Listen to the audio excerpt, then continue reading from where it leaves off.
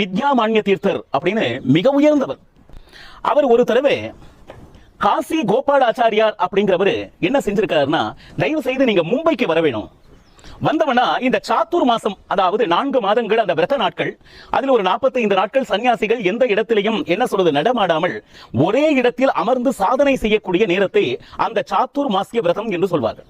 அதற்கு காசி கோபாலாச்சாரியார் அழைத்திருந்தார். திரும்பும் போது ஒரு இடத்துல தன்பாத் அப்படின்னு ஒரு இடம், அந்த இடத்துல தங்கி அடுத்த நாள் நம்ம பிரயாணத்தை மேற்கொள்ளலாம் அப்படின்னு அங்க தங்கினாங்க.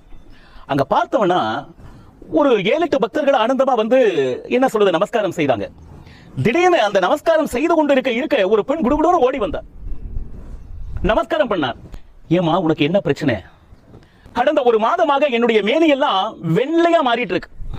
இந்த வெளுப்பு நோய் அப்படின்னு சொல்லுவாங்க, இந்த முகமெல்லாம் வெள்ளை படைக்கிற மாதிரி ஒரு ரோகம் அந்த பெண்ணிற்கு வந்து விட்டது.